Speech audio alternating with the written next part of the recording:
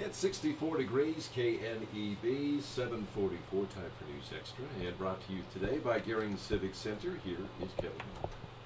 And thank you, Dennis, and good morning, everyone. We're going to talk about the downtown Scottsbluff Farmers Market. It's been going on for a little while this summer.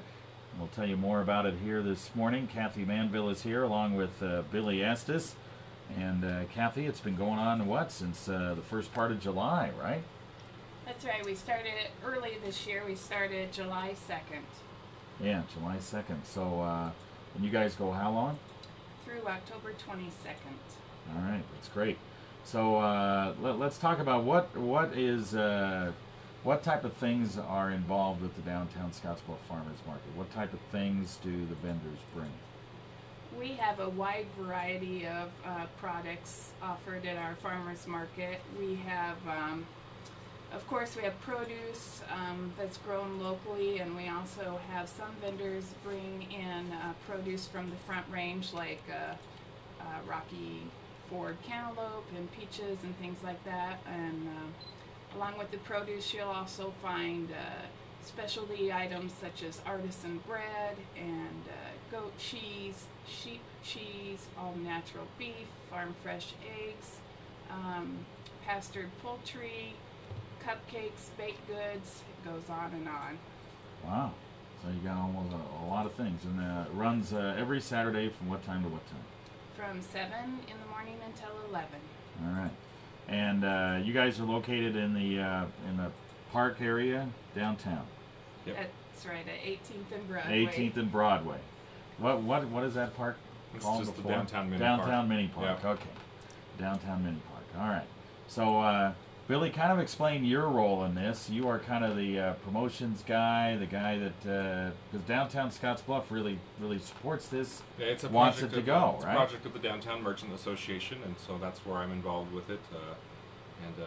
It's been a great thing to have downtown for, I don't know, it's probably been going on 8 or 9 years, and so it's been a great thing to bring people downtown. And a couple of merchants are open early on Saturday mornings, and there's always coffee down the street, and it just gets people down to see downtown and get some good homegrown and locally made products. That I know I like to go down and get a loaf of bread and some cheese every Saturday when I get a chance. It's a good thing to have downtown for us. Yeah. And it's also picked up, hasn't it? Quite a bit over the last few years. I mean, you now didn't used to have this many I would say vendors, over the last right? 2 or 3 years, it's easily probably at least tripled in size based on the number of vendors that are there. And, we have those weekly vendors and then people that are there for the whole season. So you never know what you might find, and it's always a good surprise on a Saturday morning.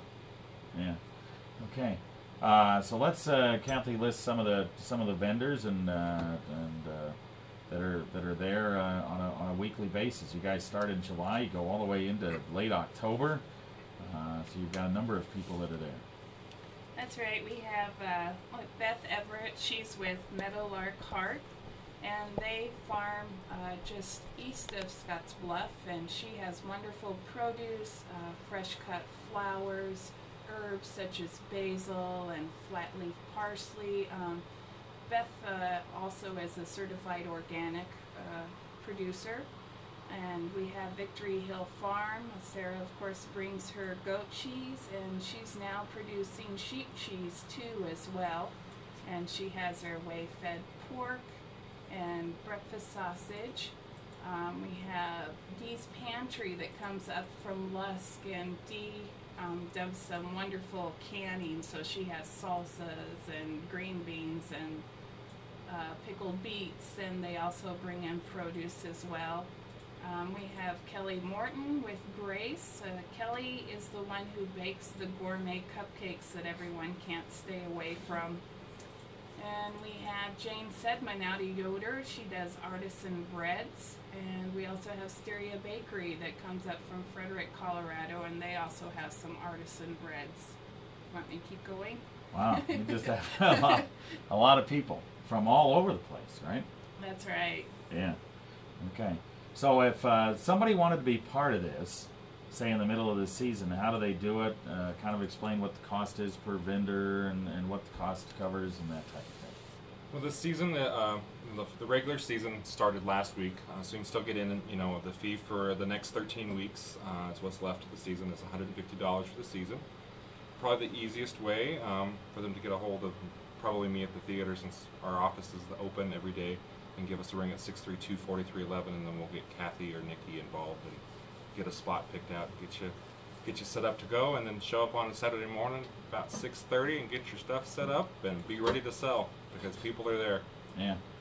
We also have space available, vendor spots for $20 per week. So if you don't think you have enough produce to do the whole season, or maybe you have something else and you just want to see if it would sell at the market, you're welcome to come down for a single Saturday for a cost of $20.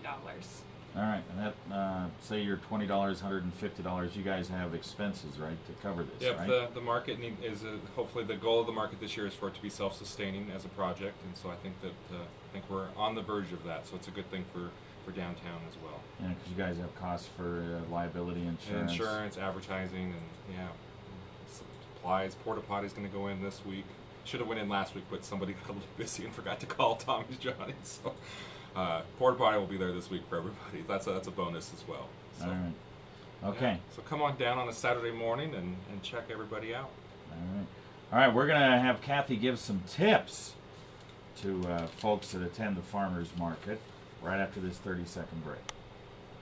With vibrant history and premier facilities, Manville Civic Center is the ideal location Oh, for sure, we meetings. can talk to you more. With professional staff to But assist I in think event it's a good planning idea and to layout. you don't have to do all these, but I think it would be good if you're wondering about Call West where the Nebraska's stuff is premier grown, you multifunctional just ask the facility farmer. at 436-6888 or visit us at Bring your own bags, www.greenciviccenter.com bring for small your change, reunions. not credit Green cards. Civic Center, where winners meet. Common sense stuff, but you'd be surprised. All right, we are back on News Extra. We're talking about the downtown Scottsbluff Farmers Market. Kathi has a few tips, and we're also going to list some more vendors here. Let's, I guess, first of all, start off with the tips in regards to if you go to the farmers market.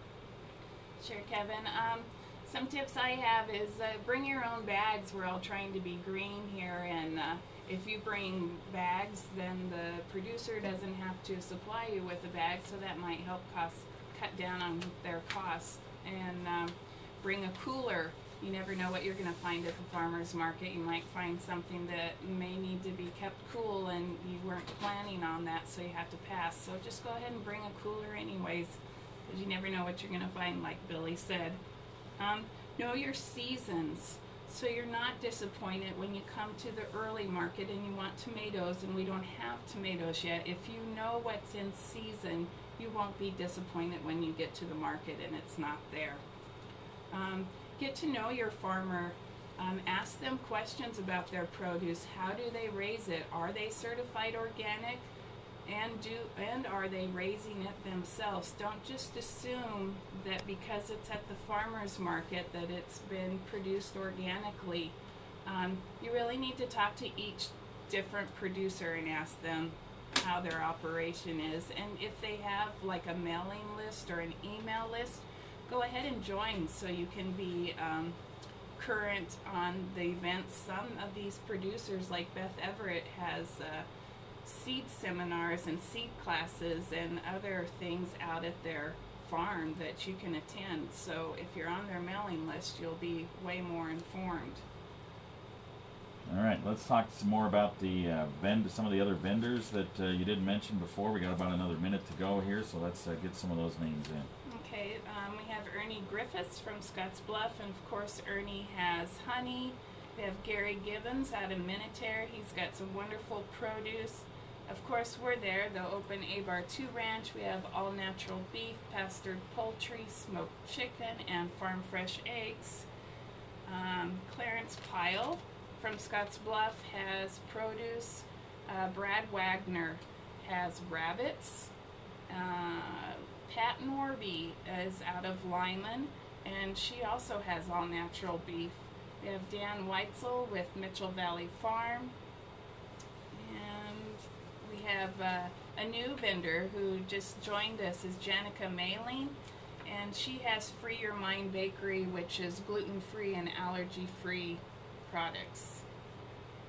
All right, so those are just some of the folks that are part of the downtown Scottsbluff Market, and you can also go to Facebook, right? Right. You can like us on Facebook. You'll want to search for Downtown Scottsbluff Farmers Market, and we all post on there telling what we're going to be bringing to the farmers market, and we just keep you informed that way as well. All right. Well, thanks, you guys. Thank you. And good luck throughout the season. You've got a long season to go into late October. Another good couple of months. So Another good couple of looking months. forward to more garden stuff to eat. And we're So, hoping for favorable weather so everybody Yes. can grow right up to the Yes. very end, We right? don't want people getting held out. no Yeah, more. that's right. Okay. Very good. Thanks much. All right, back to you, Dan. In stitches.